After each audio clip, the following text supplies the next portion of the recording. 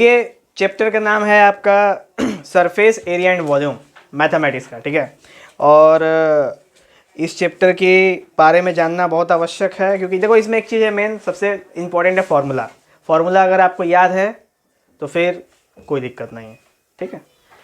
फिर दूसरे नंबर पे है आपका इंग्लिश का हिंदी मतलब समझना, यानी मैटर है कि अगर क्वेश्चन क्या कह रहा है वो समझ गए तब तो लग जाने के चांसेस ज़्यादा हैं, ठीक है। और तीसरा है कैलकुलेशन, ठीक है। तो किसी भी क्वेश्चन को करने के कितने तरीके? 3 तरीके। तो मान लो एक क्वेश्चन है, उस क्वेश्चन को हम 3 भाग में ऐसे जान सकते हैं, ठीक है। पहला है उसका फॉर्मूला, ठीक है, छोटे लेवल की बात बता रहा हूँ ये, स्मॉल लेवल पे फॉर्मूला। उसके बाद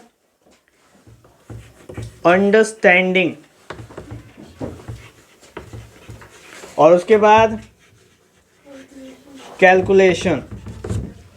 तो किसी भी क्वेश्चन को सॉल्व करने के 3 स्टेज, फॉर्मूला, अंडरस्टैंडिंग, कैलकुलेशन, ठीक है। देखो बहुत सारे जो बच्चे होते हैं उनको मैथ क्यों नहीं आता है ना, एक अच्छा सवाल बनता है, इसका जवाब भी आज कर ही देते हैं हम लोग, क्योंकि हमने लिख दिया तो कर देते हैं। होता ही है ना कि उनको फॉर्मूला याद नहीं होता है और क्वेश्चन समझ में नहीं आता, ठीक है। तो इस हिसाब से बच्चों को हम कैटेगराइज कर सकते हैं 3 तरीके से। तो 3 तरीके के छात्र होते हैं। स्टूडेंट कितने तरह के होंगे? 3 तरीके के। पहले वाले जिनको फॉर्मूला याद ना हो, ठीक है, समझ तो सकते हैं क्वेश्चन को, कैलकुलेशन भी सही है लेकिन फॉर्मूला याद नहीं, उस तरह के छात्र, ठीक है। दूसरे तरह के होते हैं कि फॉर्मूला याद रहता है, ठीक है, और अंडरस्टैंडिंग नहीं रहती। फॉर्मूला तो याद है पर अंडरस्टैंडिंग समझ ही नहीं पा रहे हैं कि क्वेश्चन क्या रहा है। तो फॉर्मूला का क्या फायदा जब पता नहीं चलेगा कौन सा क्वेश्चन का फॉर्मूला वहां पे अप्लाई करना है, पता रहेगा, तो हो गया अंडरस्टैंडिंग। और तीसरे नंबर पे कौन आता है? कैलकुलेशन। देखो आता तो ये तीसरे नंबर पे है, लेकिन जानते हो इसकी स्टार्टिंग कब से होती है? जब से आप क्या होते हैं, जब से आप जन्म लेते हैं, जब तक हम मरेंगे तब तक एक सीन चलता रहता है कैलकुलेशन।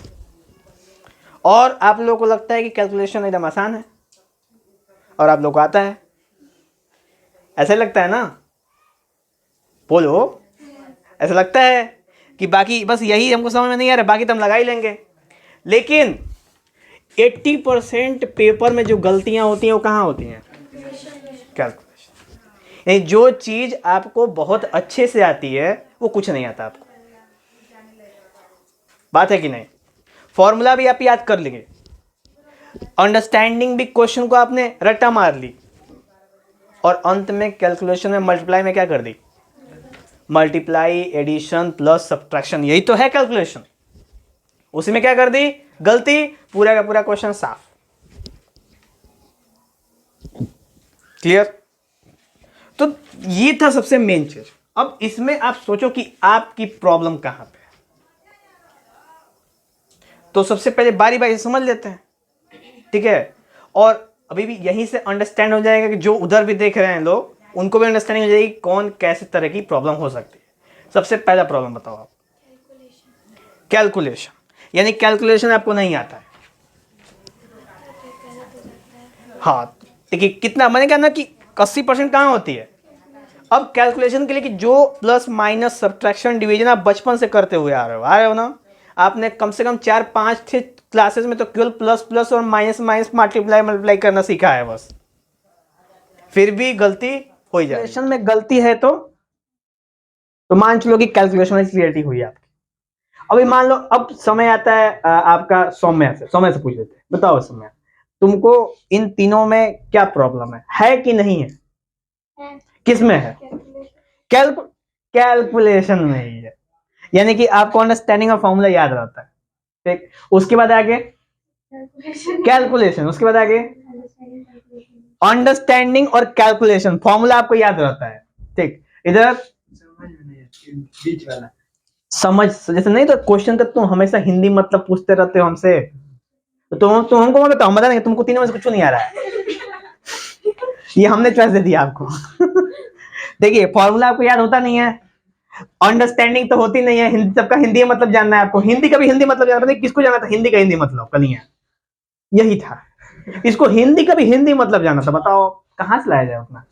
चलिए कैलकुलेशन आखिरी में, ठीक, आपको क्या प्रॉब्लम है कैलकुलेशन, तो देखो यहाँ पे यहीं पे अगर हम लोग वोटिंग सेक्शन में देख लिया जाए, 2 3 1 4 मतलब 6-7 लोगों में से 4 लोगों को कैलकुलेशन प्रॉब्लम, इस तरह से मतलब 100 लोगों 100 में से मान लो कि 60% लोगों को क्या है कैलकुलेशन प्रॉब्लम।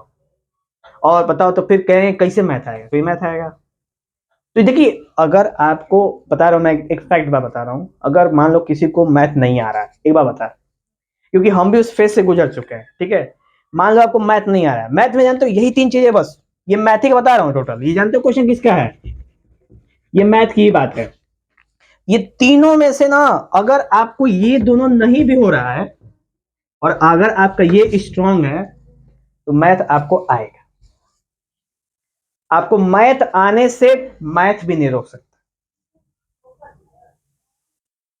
ठीक है, एकदम पर्सनल एक्सपीरियंस से बता रहा हूं मैं आपको। एक और बात है थी ना कि आपको फॉर्मूला पता है और जब अंडरस्टैंड जैसे फॉर्मूला का और अंडरस्टैंडिंग का आपस में सिंकिंग नहीं हुआ तो आपको पता चलेगा ये फॉर्मूला कहां अप्लाई करना है, बस ये नहीं आता था। बताओ कैलकुलेशन आ रहा है, बाकी ये दोनों नहीं भी आ रहा है, तो एक समय आएगा जब आपको ये आएगा। और अभी हम देखें तो यहां पे सबका कैलकुलेशन नहीं कर रहा है, ठीक है, तो कैलकुलेशन स्ट्रांग अगर है आपका बचपन से, मैथ मान लो इधर उधर होता रहता है, फॉर्मूला इधर उधर, लेकिन बाय द डिफॉल्ट लास्ट में देखेंगे तो आपका एकदम अच्छा नंबर ही आएगा, आपको समझ में आएगा, समझ रहे हो। अच्छा ये मैथ देखो कभी गौर करना ना, 10 के बाद 11 में जब आप लोग जाएंगे, ठीक है, तो चॉइस होती है, एक को कहा जाता है मैथ्स ग्रुप और एक को कहा जाता है बायो ग्रुप। क्यों कहा जाता है, क्योंकि भाई जिन बच्चों को मैथ्स में इंटरेस्ट नहीं होता है वो क्या रहता है बायो। अच्छा सोचो कि मैथ्स में इंटरेस्ट नहीं है इसका मतलब मैथ्स हार्ड है, अब जिनको मैथ्स आता है उनके लिए मैथ्स क्या है आसान है, अब बायो जिनको आता है उनके लिए आसान है और जिनको नहीं आता है उनके लिए हार्ड है। क्या दोनों में से कोई सब्जेक्ट हार्ड है, नहीं, दोनों सब्जेक्ट अपने लेवल पे एकदम इक्वल स्ट्रेंथ रख रहा है, डिपेंड कर रहा है कि आपकी इच्छा हो रही है कि नहीं समझने में। तो चॉइस कैसे करते हैं हम लोग जानते हो, बस एक छोटी मोटी सी डिफरेंस है मैथ्स बायो ग्रुप में, ठीक है, एकदम उसको दिल पे नहीं लेंगे आप, यहाँ से काफी खतरनाक डिफरेंस वो है कि मैथ्स वाला ना, मैथ्स वाला जो होता है मैथ्स में जो मैथ्स जो लेते हैं लोग बच्चे, अब ये नहीं कि अपना तो चॉइस चेंज कर देना बायो लेने का मन होता है, लेकिन बात फैक्ट है, मैथ्स जिनको लेना तो मान लेना कि एक ही प्रॉब्लम है, दिस इज द प्रॉब्लम, और जो बच्चे मैथ वाले होते हैं ना जानते हो कैसे सोचते हैं किसी प्रॉब्लम के प्रति, ऐसे सोचते हैं, इस तरह की थिंकिंग होती है उनकी, this is thinking of maths वाले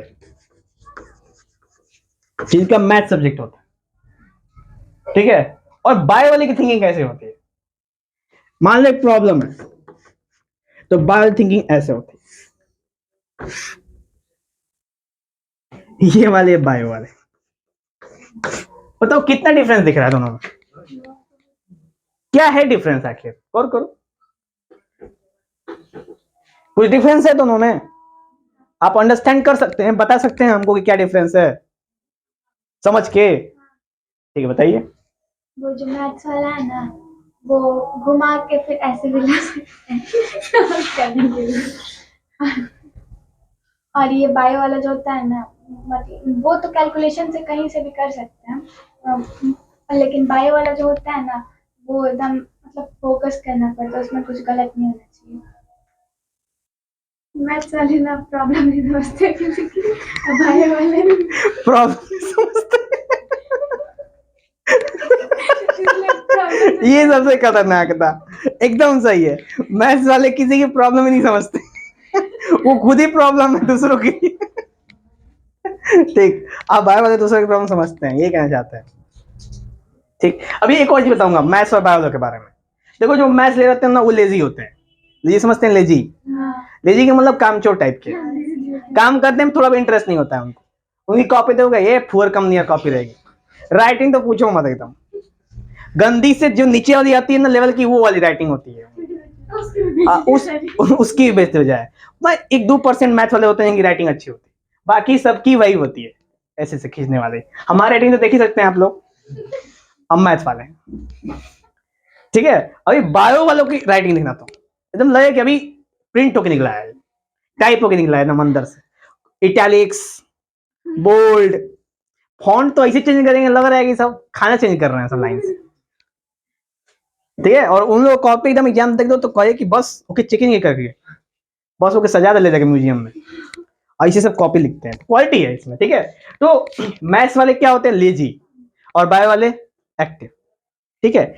लेकिन बस ऐसे थे फिजिकली तौर पे तो ना इससे, लेकिन अगर सोचो मेंटली तौर पे तो कौन स्ट्रांग है, मैथ्स वाले स्ट्रांग होते हैं, ठीक है। देखो ये कहने का मतलब ये प्रॉब्लम है, ये मैथ्स वाले हैं, इनकी थिंकिंग है, ये घुमा के नहीं लाना है, ठीक है, घुमा के नहीं लाना है। इसको कहते हैं ब्रॉड, क्या बोलते हैं, ब्रॉड थिंकिंग कहते हैं इसको। जैसे मान लो एक प्रॉब्लम है ना, तो प्रॉब्लम के जैसे कि खाली प्रॉब्लम पे कोई उनका फोकस नहीं होता है, हमेशा गौर करना। उनका प्रॉब्लम जैसे मान चलो कि तुम्हारे सामने एक हाथी है, आ गया हाथी, तुम ऐसे रास्ते में जा रहे हो, तुम्हारे सामने हाथी आ गया, ठीक। तो जो मैथ्स वाले हैं ना वो क्या कैसे, देखो प्रॉब्लम कैसे सोच रहे हैं सब, ब्रॉड में थोड़ा सा बड़ा फ्रेम करके, नहीं होता एक जैसे एक छोटे से मोबाइल में देखो एक मूवी, एक बड़े से टीवी पे मूवी देखो, बस वही चीज। तो जब बड़े पे करके देखते हैं ना बड़ा स्क्रीन, तो वो समझते हैं कि इससे निपटने का तरीका भी खोजते हैं, खाली प्रॉब्लम देख के नहीं, प्रॉब्लम के साथ उसका सोल्यूशन मांगते हैं सब सीधा। और उस सोल्यूशन के लिए क्या होता है, दिमाग दौड़ाना पड़ता है, दिमाग दौड़ाते हैं, बुद्धि के घोड़े दौड़ाते रहते हैं, ठीक, जनरली यही होता है, क्लियर। अच्छा, बायो वाले एकदम प्रॉब्लम सेंटर्ड होते हैं, एक बार प्रॉब्लम आ जाएगी बेचारे अटक जाते हैं, अटक के भटक जाते हैं, भटक के घटक जाते हैं, ठीक है। यानी कहने का मतलब है कि समझ लो कि अब वो डिप्रेस्ड हो जाएंगे, सीधा प्रॉब्लम है कि डिप्रेस्ड हो जाएंगे, ठीक है। तो प्रॉब्लम आई सीधा डिप्रेस्ड, क्यों, क्योंकि उनको दिख रहा है प्रॉब्लम। जैसे मान चलो अभी मान लो मैथ वाले हम गए, सामने हाथी आया, हमने जब देखा तो ये तो हाथी का सिर्फ फोटो था, बायो देखने हाथी, अरे अरे भैया साइड में भी देखो ना कि वो हाथी है कि हाथी का कौन सा तुम्हारे नजदीक खड़ा है, वो दूर पे है। तो दूर से कोई मान लो कि फोटो लगा हुआ फ्रेम आ रहा है तुम्हारे तरफ, बायो कहेंगे अरे हाथी है, तो भागा यहां से, समझ आया। तो एक लॉजिकल थिंकिंग और एक बस बस ऐसे ही बातों को समझना। देखो बुराई किसी की नहीं है, बस भेजे के उपयोग की बात है, कौन कितना ब्रेन का उपयोग कर सकता है। इधर बिना मतलब का ब्रेन चलता रहता है हवाई जहाज की तरह, फर फर फर फर। और इनके पास तो सब सजा के रखते हैं, फ्यूचर में यूज करेंगे अपने बच्चों के लिए, क्लियर हुआ दोनों में कंपेरिजन, मैथ्स बायो क्लियर हुआ। बायो में लड़कियां ज्यादा होती हैं, इस वजह से जो भी लड़के कम होते हैं, इसलिए जो लड़के होते हैं ना उनकी प्रॉपर्टी भी लड़कियों जैसी हो जाती है।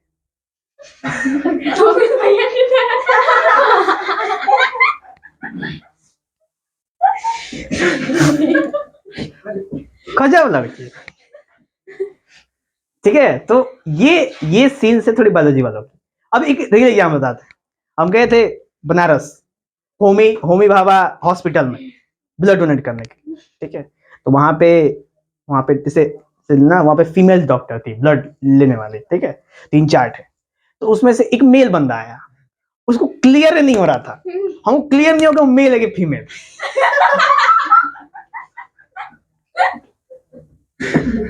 एकदम अदाओं के साथ चल रहा था, ऐसे कर ऐसे कर, और हाथ जानते हो, हाथ बस इतना ही बस, मेल का मतलब पूरा चीज।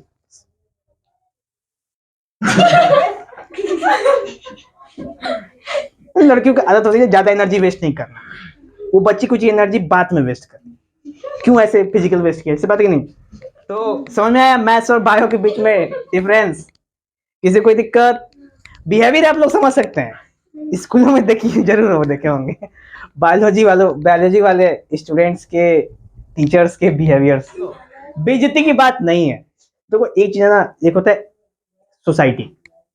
मान लीजिए कि आप कितने भी अच्छे हैं ना, कितने भी मान लीजिए एकदम ट्रुथ वाले हैं, मतलब सत्य बोलते हैं, और आपके पास 100-150 वाले असत्य वाले भरे हुए हैं, तो आपको वो असत्य ही साबित करेंगे। यानी कुल मिला के आप आसपास का एटमॉस्फेयर का असर होता है।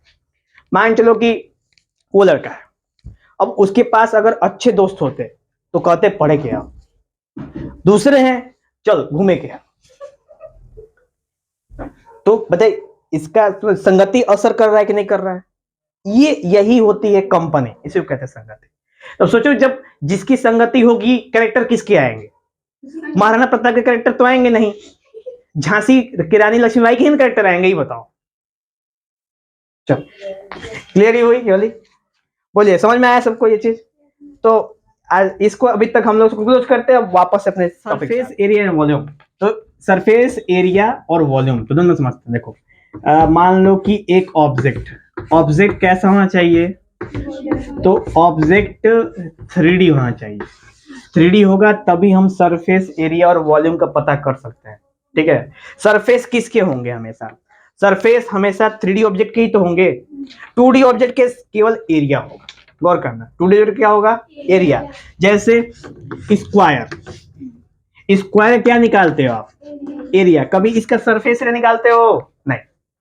सरफेस एरिया हम किसका निकाल सकते हैं? केवल 3D ऑब्जेक्ट्स का। क्यों? क्योंकि वो 3D होते हैं ना, तो उनके कई सारे सरफेस होते हैं। ठीक है, जब सरफेस होंगे तो उनका क्या निकालते हैं हम लोग? सरफेस। क्लियर हुआ? और वॉल्यूम मतलब कितना अमाउंट ऑफ मैटर इसके अंदर है। समझे नहीं समझे?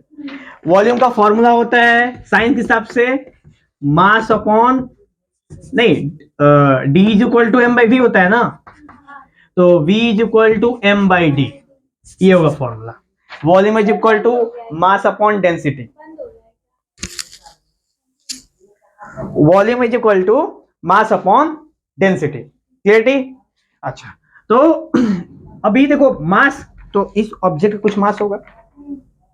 डेंसिटी, इस ऑब्जेक्ट की डेंसिटी होगी। डेंसिटी का मतलब कि उसके पार्टिकल्स कितने नजदीक नजदीक, जितने ज्यादा नजदीक उतने ज्यादा सॉलिड, थोड़े थोड़े दूर दूर लिक्विड, ज्यादा दूर दूर गैस। तो डेंसिटी समझ में आई? तो ये सॉलिड क्यों है? पास पास। क्लियर हुआ? तो ये हो गया वॉल्यूम। तो अभी मैथमेटिक्स में हम लोग इसी तरह के 3D सरफेसेस के क्या निकालने वाले हैं? फॉर्मूले। ठीक है, और उन्हीं फॉर्मूलों का प्रयोग करके क्वेश्चंस दिए हुए हैं एनसीईआरटी में, वो सारे एनसीईआरटी क्वेश्चन करना है। और इस पेपर के पीछे भी 9 क्वेश्चंस दिए हुए हैं। ठीक है, ये 9 क्वेश्चंस भी आपको अपने कॉपी के ऊपर अटेम्प्ट करना है। ठीक है, अगर कोई प्रॉब्लम होगी तो उसको देख लिया जाएगा। समझ? फॉर्मूला शुरू किया जाए। तो 3D के बाद हम लोग बात करेंगे अभी फॉर्मूले में। तो फॉर्मूले में किन के फॉर्मूले जानने हैं हमको? क्यूब, क्यूबॉइड, सिलेंडर, कोन, स्फीयर, हेमिस्फीयर।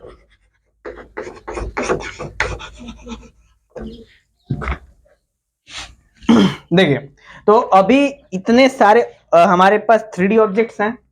अब इनके संग एक और एडिशनल चीज जानते हैं क्या है? वो है हॉलो। हॉलो समझते हैं? हॉलो का मतलब खोखला होता है। ठीक है, तो मान चलो ग्लास, शीशा कर रहे हैं, पीने वाला गिलास, ठीक है, जिसमें पानी पीते हैं, वो गिलास कैसा होता है? हॉलो होता है, खोखला होता है, इसके अंदर पानी क्या होता है? भरता है। सोचो कि वो गिलास कैसा हो? बिल्कुल सॉलिड हो। सॉलिड का मतलब कैसा हो? बिल्कुल मतलब कि एकदम डेंसिटी हाई हो, बिल्कुल चारों तरफ पैक हो। क्या उसको हॉलो बोलेंगे? नहीं।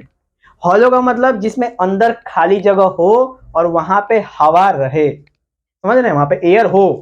ठीक है, अब एक और बात हो सकती है यहाँ पे, कभी कभी ना जैसे ऑब्जेक्ट जब क्लोज रहता है तो एकदम एयर टाइट भी हो सकता है। तो क्या एयर टाइट हो सकता है ना, उसके अंदर हवा नहीं भी हो सकता, ऐसा है पॉसिबल? मान लो कि आपके सामने एक बॉल दिया गया, उस बॉल में एयर निकाल दिया गया उस अंदर से, हॉलो बॉल है, क्या वो बॉल के संग कुछ होगा, कुछ घटनाएं घटेंगी उसके संग जब एयर निकाल दिया जाएगा तो? सोचो थोड़ा सा। क्या सिकुड़ जाए, ठीक है। जब अंदर का हवा निकाल लोगे तो अंदर का प्रेशर कैसा हो जाएगा? लो। प्रेशर नहीं सिकुड़ेगा, प्रेशर क्या हो जाएगा अंदर का? लो। और बाहर का प्रेशर कैसा है? तो क्या हो जाएगा? जैसे कैन वाला समझो ना, एक जैसे कि वो बोतल वाला कैन होता है, ठीक है, उस कैन को जब उसमें थोड़ा सा पानी डाल के आप हीट कर दोगे तो क्या होगा? उसमें भाप बनेगा। अब भाप बनने के बाद सारा एयर क्या हो जाएगा? बाहर हो जाएगा। उसके बाद तुरंत जो है उसको ठंडे पानी जाएगा, तुरंत क्या हो जाएगा? क्यों? क्योंकि अंदर का प्रेशर कैसा है? लो है। और बाहर का प्रेशर? समझ में आया? तो ये चीज है कि हॉलो में हमेशा अंदर क्या रहेगा? एयर। ठीक है, अगर एयर नहीं रहा तो वो हॉलो नहीं रह पाएगा। क्लियर? बोले कोई दिक्कत? चलिए, तो हॉलो तक समझ में आया? तो हॉलो इन सब के लिए होता है, बता दें तुमको, इन सब का हॉलो होता है। क्यूब का हॉलो क्या होता है? तो मान लो एक क्यूब लो, एक डाइस लो, डाइस समझते हो ना? डाइस मत लो, वो रूबिक्स क्यूब ले लो जिसमें वो घुमाते हैं कलर वाला, उसके अंदर तो खोखला ही होता है ना, अंदर से तो सॉलिड भरा नहीं होता है ताकि वो घूमता रहता है रिंग पे, हाँ या ना? तो वो हो गया हॉलो क्यूब। हॉलो क्यूबाइड, ये रूम क्या है? हॉलो क्यूबाइड ही तो है, हाँ या ना? ठीक। सिलेंडर, तो जो घर में सिलेंडर का प्रयोग करते हैं हम लोग, वो कैसा होता है? अंदर से खोखला होता है, हॉलो सिलेंडर। समझा? हॉलो कोन, जिसमें आइसक्रीम खाते हैं, वो कैसा कोन होता है? हॉलो कोन होता है। उसके बाद बात करेंगे स्फेयर, बॉल, जिस बॉल से क्रिकेट खेलते हैं, वो इंटरनेशनल क्रिकेट नहीं, जो ये गली क्रिकेट खेलते हैं, कॉस्को की होती है, रबड़ की गेंदें होती हैं, वो अंदर से क्या होती हैं? कोगली होती हैं। उसके बाद हेमिस्फेयर, कटोरा, कटोरा लो, कटोरा क्या हेमिस्फेयर है। क्लियर हुआ? हॉलो का मतलब समझ में आया? अब देखो एक और चीज, जब भी हॉलो शब्द आएगा ना तो दो तरह का सरफेस काउंट होगा, क्योंकि हमने किसकी बात की है? सरफेस एरिया की बात कर रहे हैं। दो तरह का सरफेस होगा, एक आउटर सरफेस, एक इनर सरफेस। समझ में नहीं? समझ में? जैसे मान चलो कि हमने अगर इसका सिलेंडर बना दिया,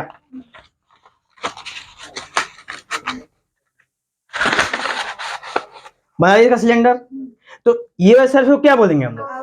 आउटर। और देखो अंदर भी क्या है? अब सोचो कि यही अगर सॉलिड होता तो क्या इनर सरफेस होता? केवल आउटर होता। समझ में आया? तो हॉलो वाला कंसेप्ट क्लियर हुआ, सरफेस क्लियर हुआ कि सरफेस अंदर और बाहर दोनों होते हैं। अगर क्वेश्चन आएगा ऐसा, और जो कि आएगा ही आएगा, ठीक है, तो आप सोच समझ के ही उपयोग करेंगे। ठीक है, और जैसे मैंने बताया ना कि फॉर्मूले, अंडरस्टैंडिंग और कैलकुलेशन, तो इस चैप्टर में अंडरस्टैंडिंग की बहुत ज्यादा आवश्यकता पड़ेगी। ठीक है, अंडरस्टैंडिंग की बहुत ज्यादा, जब तक क्वेश्चन को समझेंगे नहीं तो आप फॉर्मूला याद करके भी कुछ कर नहीं पाएंगे। ठीक है, तो क्वेश्चन को समझना इंपॉर्टेंट। अब जैसा कि आप सीबीएसई मीडियम से हैं तो हम ऐसा मानते हैं कि आपको सब कुछ आता है, आता है? चलिए, पूजा को सब कुछ आता है।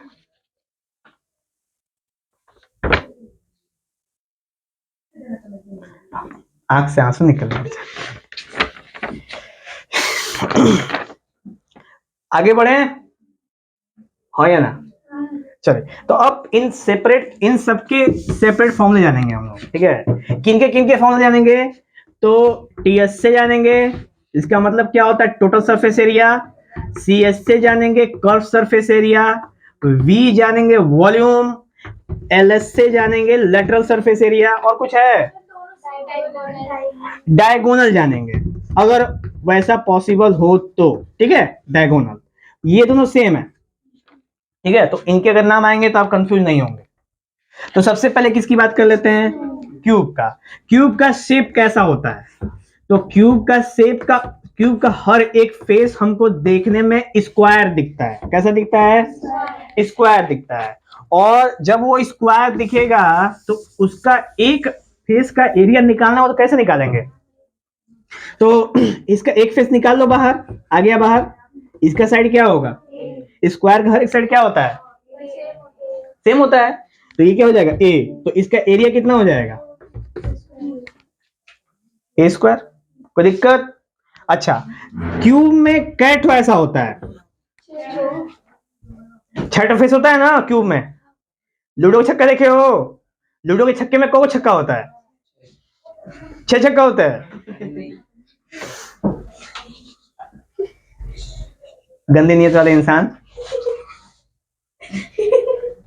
डाइस में 6 तक की गिनती होती है, यानी एक लूडो के वो गोटी में कितने तक की गिनती होती है, 6 तक की गिनती होती है। तो कौ को फेस हुआ, 6 फेस हुआ। तो कई को साइड हो गए 6, तो टोटल सरफेस एरिया कितना होगा इसका, ये हो जाएगा 6a स्क्वायर। समझ आया। अच्छा सोचो कि वही क्यूब को, माने वही अब रूबिक्स क्यूब की बात कर लेते हैं। रूबिक्स समझते जो घुमाते हैं कलर वाला, उसका ऊपर वाला हिस्सा और नीचे वाला हिस्सा उड़ा दो, तो कौन वो हिस्सा बचा है, अभी 4 बचा है ना। तो अब उसको 4 वॉल कहते हैं, क्या कहते हैं, 4 वॉल। एरिया ऑफ 4 वॉल कितना हो जाएगा, 4 स्क्वायर। कोई दिक्कत, बोलिए। नेक्स्ट है इसका वॉल्यूम, ठीक है। तो वॉल्यूम का फॉर्मूला है, लेंथ क्या होता है ए, ब्रेथ क्या होता है ए, और हाइट क्या होती है ए, तो क्या बनता है ये, बोले कोई दिक्कत, कोई भी डाउट इसमें। चलिए इससे समझ में एक और चीज कि वॉल्यूम को जो यूनिट होता है, यूनिट समझते हैं, यूनिट जिसके बाद हम लोग लिखते हैं कि मीटर क्यूब है कि सेंटीमीटर है कि फलाने है कि ठिकाने है। देखिए वॉल्यूम का यूनिट हमेशा क्यूबिक होता है, कैसा होता है, एक्स क्यूब, ऐसा बनेगा हमेशा, क्यूबिक यूनिट होगा। और सरफेस एरिया का यूनिट कैसा होगा, स्क्वायर यूनिट होगा। एकदम इसको भूलना मत, एग्जाम में अगर भूलेंगे तो कम से कम आधा से 1 नंबर कट जाएगा आपका, ठीक है। तो सारा मेहनत पानी चला जाएगा, यूनिट लिखना बहुत जरूरी है। ये क्लियर हुई, किसी को दिक्कत इसमें। एक और चीज होता है डायगोनल, ठीक है। तो डायगोनल कैसे निकलता है, तो मान चलो कि ये क्यूबिक रूम है, लेट सपोज। तो डायगोनल कैसे होगा, इस वाले कोने से उस वाले कोने तक कैसे निकालेंगे हम, तो देखो पाइथागोरस बन रहा है क्या, बन रहा है ना, देखो राइट एंगल ट्रायंगल बन रहा है।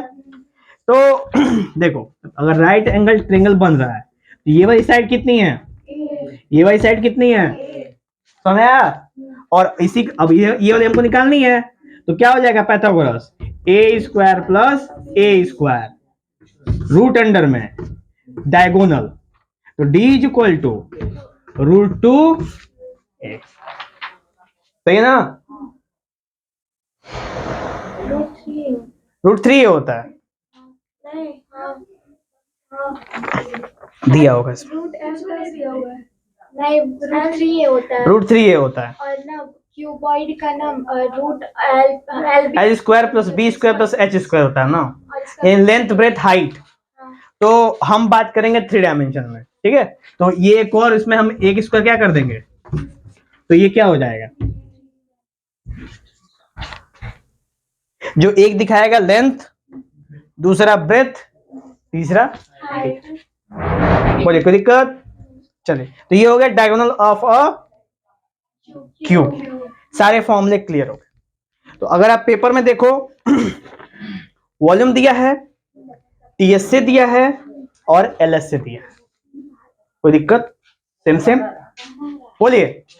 आगे उसके बाद अगर हम किसकी बात करेंगे, अब क्यूबॉइड की, तो क्यूबॉइड पे ध्यान दे लीजिए। क्यूबॉइड का शेप कैसा होता है, तो जब क्यूब को थोड़ा पीट दोगे ना एक साइड से, तो कैसा बन जाएगा, क्यूबॉइड बन जाएगा। और क्यूबॉइड का एक फेस देखने में कैसा दिखता है, रेक्टेंगुलर दिखता है। तो रेक्टेंगुलर का बड़ा वाला को क्या कहते हैं, और छोटा वाले को, तो इसका एरिया कैसे निकालते हैं, लेंथ इनटू ब्रेथ, ठीक है। तो अभी अब ऊपर जाते हैं वापस। अब देखिए गौर कीजिए इसमें, इसका जो टीएस से होता है वो क्या होता है, वो होता है 2 bracket LB plus BH plus H, ठीक है।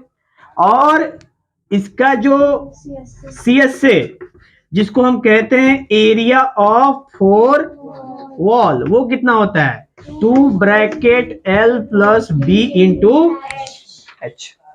समझे? ऊपर का और नीचे का उड़ा दो तो 4 गो दीवार। क्लियर हुआ? उसके बाद इसका वॉल्यूम कितना होगा, ठीक। अब क्या बचा, डायगोनल क्या होगा,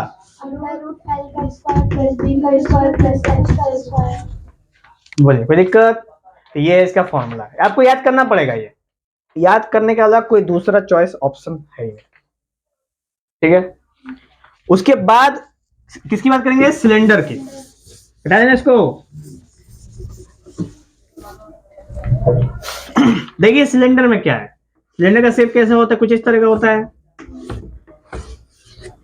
ठीक है। तो इसमें ना दो तरह का सरफेस होता है, किसी तरह का, दो तरह का।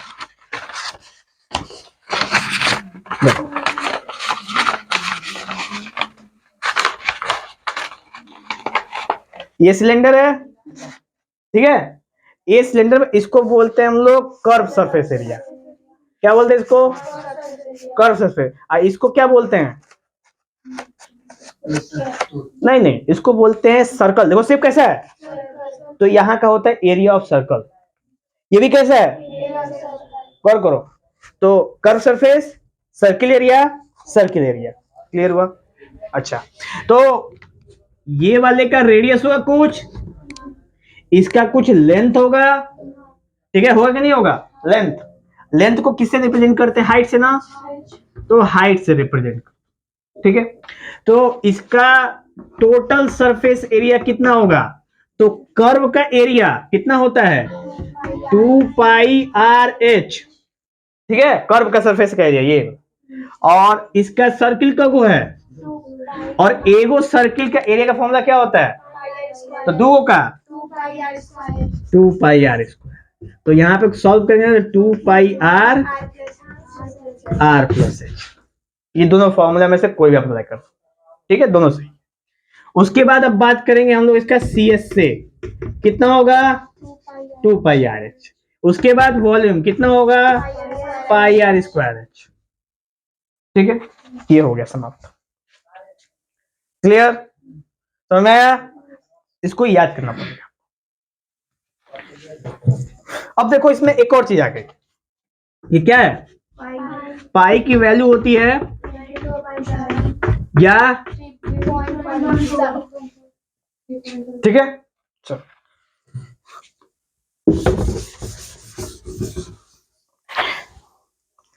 नेक्स्ट किसकी बात कर लेंगे, कोण का। देखो कोण में कैसा शेप होता है, तो कोण में कैसा शेप होता है, ऐसा शेप होता है। इसको क्या कहते हैं, बेस। अब बेस में सर्कल शेप का है तो रेडियस, और ये कैसा है बिल्कुल पहाड़ की तरह, तो इसको क्या बोलेंगे, हाइट, ठीक है। और ये है तिरछा, इसको बोलते हैं स्लैंट हाइट, ठीक है। तीन चीजें हो गई। अब इसका जो वॉल्यूम निकालने का फॉर्मूला कितना है 1/3 पाई आर स्क्वायर एच, ठीक है। क्या होता है 1/3 पाई आर स्क्वायर एच। नेक्स्ट है इसका सी एस से, सी एस से क्या होगा पाई आर एल, जहां पे एल क्या है, तो मान चलो कि यही हमारा कोण है, क्या है कोण। वो चिनिया बादाम बेचते हैं सब ना, बस वही है चिनिया बादाम, अभी हम बेचेंगे। देखो अब तुम नहीं दोगे तो क्या, ये ना बेचना पड़ेगा। चलो ये हो गया कोण। कोण के इस सरफेस को क्या बोलते हैं हम लोग, कर्व सरफेस एरिया, ठीक है। तो यही कर्व सरफेस एरिया कितना है पाई आर एल। क्लियर हुआ? और ये वाला थोड़ा सा अजीबो डिजाइन हो गया है, क्योंकि अभी हम नया नया आए हैं ना इसमें। इसमें जो परफेक्ट होते हैं सब बिल्कुल गोल गोल बनाते हैं, सब ऐसे बनाते हैं सब। अच्छा हम गोल गोल, मान लो ऊपर से भी गोल बन जाता है ऐसे, तो उस सर्कुलर शेप में होगा ना, मान लो उसको गोली कर देते हैं।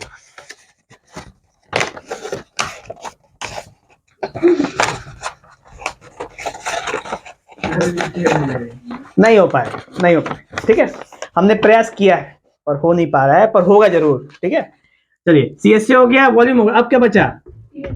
TSM है। TSM में देखो ये है कितना हो जाएगा?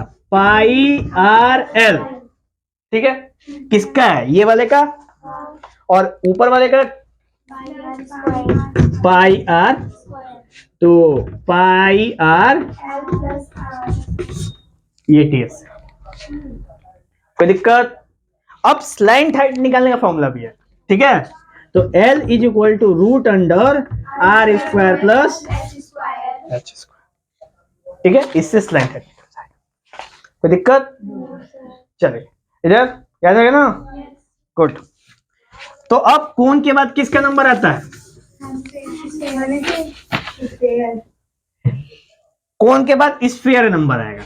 स्फीयर को तो बनाना थोड़ा मुश्किल है, ठीक है, लेकिन फिर भी हम लोग ट्राई कर लेते हैं। ऐसा ही बॉल होता है ना, वो क्रिकेट वाली जो बॉल होती है। तो अभी क्या होता है, बिल्कुल गोल अंदर पूरा सॉलिड हो गया, मान लो ऐसा है।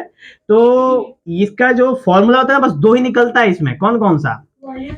एक है TSA और एक है V। बस यही तो चीज निकलता है जहां तक हमको उम्मीद है, ठीक है। वो दोनों बराबर होते हैं, तो कोई मतलब है नहीं, ठीक है। तो सबसे पहले गौर करेंगे, इसका वॉल्यूम का फॉर्मूला क्या होगा? 4/3 पाई आर क्यूब। TSA में लिख रहे हैं? कौन कह रहा है? कौन बोला है? आप TSA पूछ रहे थे ना? नहीं तो हम तो वॉल्यूम लिखे हैं ना। नहीं, आप नहीं लिखे थे। हम लिखे हैं अभी, ठीक है। तो वॉल्यूम है 4/3 पाई आर क्यूब, और TSA कितना है? 4 पाई आर स्क्वायर, और वही उतना ही क्या है? स्क्वायर नहीं होता है। स्क्वायर नहीं होता है, होता है, ठीक है। CSA भी उतना ही होता है। क्लियरिटी?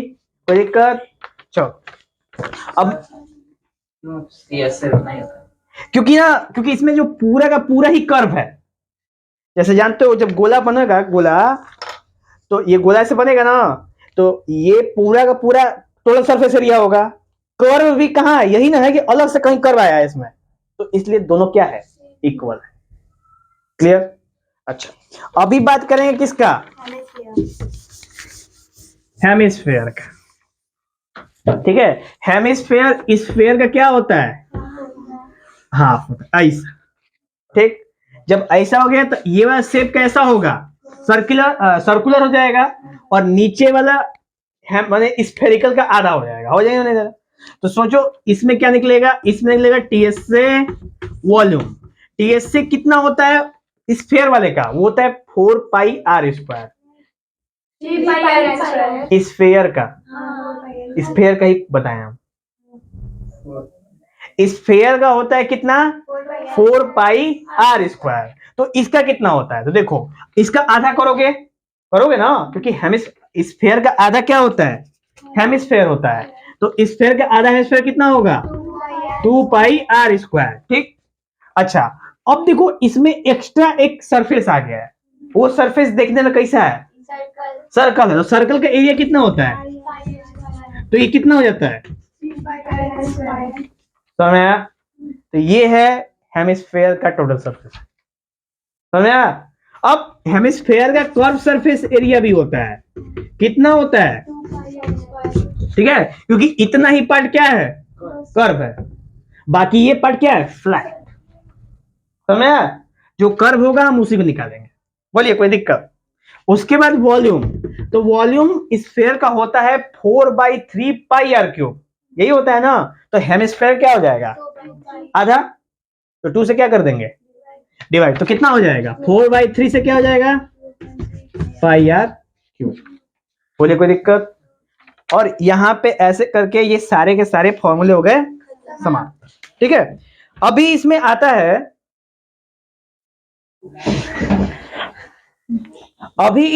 है, कॉम्बिनेशन ऑफ सॉलिड्स, ठीक है, जो कि जिसपे आपको फॉर्मूला है, जिसपे आपको क्वेश्चन पूछेगा। ये तो बच्चों वाले हैं, 9 में भी आपने पढ़ा होगा, 8 में भी आपने इसको पढ़ा होगा, ठीक है। लेकिन जो 10 में इंपॉर्टेंट है वो है कॉम्बिनेशन ऑफ सॉलिड्स। अब उसको थोड़ा देख लेते हैं। क्या दूं?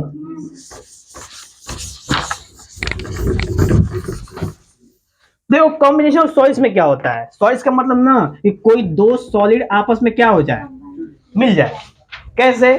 तो मान चलो ना कि आपके पास एक क्या है, क्यूब है, लेट सपोज क्या है, क्यूब है, और क्यूब के ऊपर क्या लग गया, हेमिस्फीयर लग गया, हो गया ये।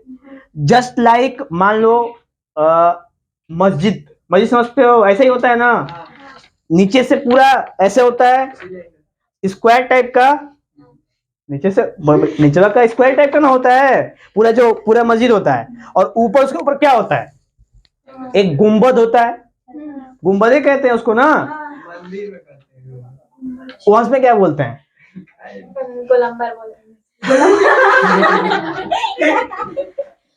नहीं गुंबद है समझो बस, वहां से क्या जाना है, ठीक है। तो ये हो गया गुंबद। अब देखो, अब ये यहाँ पे दो सॉलिड है, एक है क्यूब, दूसरा है हेमिस्फीयर। अब इन दोनों सॉलिड्स का आपको पूछेगा अगर टोटल सरफेस एरिया निकालो, तो एक चीज गौर करो तुम ना, इसमें आप लोग गलती पहले भी की, तो इसमें क्या आज बता ही देते हैं इसको, ठीक है। तो अभी देखो हेमिस्फीयर को थोड़ा अलग कर दो, तो हेमिस्फीयर जब अलग करोगे तो ऐसा दिखेगा, और क्यूब को थोड़ा अलग करोगे तो तुमको ऐसा दिखेगा। बोलो कोई दिक्कत?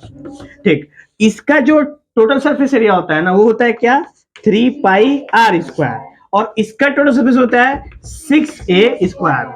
अब देखो सीन क्या है, देखो जैसे ही आप इसको उठा के इसके ऊपर प्लेस किए हो ना, तो इसका ये वाला हिस्सा छिप गया, और क्यूब का ऊपर वाला हिस्सा क्या हो गया, छिप गया। गौर करना, तो अब क्यूब में कितने हिस्से बचे हुए हैं, 5 ही बचे हैं ना, तो अब कितने हो जाएंगे, 5a² प्लस, अब इस हेमिस्फीयर में भी एक हिस्सा क्या हो गया है, तो कितना बचा है, 2πr², तो ये हो जाएगा 2πr²। ये से करके हम ऐड, सॉरी समझ में आया, कोई दिक्कत? अब एक और सा करते हैं हम लोग, ठीक है, जो आपके लिए कॉमन है, किसी को डाउट नहीं है इसमें। एक और है कि जब हम सिलेंडर में क्या कर दें, ठीक है, हाँ हम इसमें से हेमिस्फेरिकल कट कर लें, क्या कर लें, कट कर लें, केस नंबर 1, या हेमिस्फेरिकल जोड़ दें, केस नंबर 2। बोलिए कोई दिक्कत? एक और, या तो हम इसमें कौन क्या कर दें, केस नंबर 3, या तो हम इसमें से कौन क्या कर दें, तो केस नंबर 4। तो ऐसे करके, ये तो गजब हो गया है। पता नहीं, जो भी बना अच्छा लग रहा है देखने में। डबल लट्टू, एक लट्टू को मतलब ये ना चाहता है, अलग अलग केसों की बातें कर लें, ठीक है। सबसे पहले अगर हम किसी भी सिलेंडर में से एक हेमिस्फीयर क्या कर दें, कट करके निकाल दें, तो देखो इस पूरे सिलेंडर का जो अगर सरफेस एरिया पूछेगा ना, तो ये बताओ कि सिलेंडर का सरफेस एरिया कितना होता है, 2πrh प्लस 2πr², यही होता है ना। और ये बताओ कि हेमिस्फीयर का कितना होता है, हेमिस्फीयर का एरिया टीएस से, तो वो होता है 3πr²। कोई दिक्कत? अलग अलग।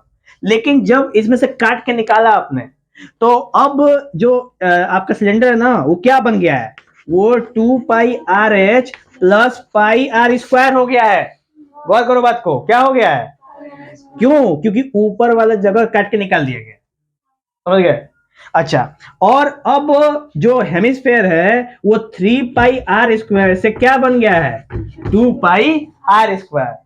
समझ नहीं समझ रहे हो, क्योंकि सिलेंडर का ऊपर वाला हिस्सा क्या है, खाली है ना।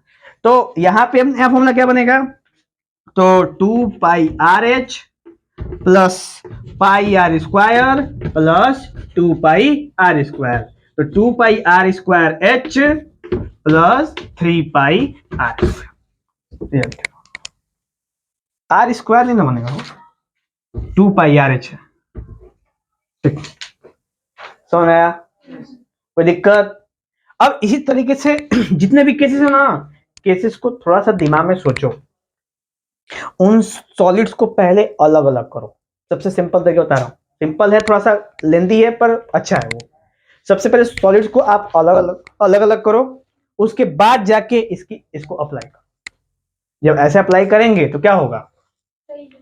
एकदम सही है। गलत होने के चांस बहुत घट जाएंगे। फॉर्मूला आप याद कर लीजिएगा और ये हो गया सब।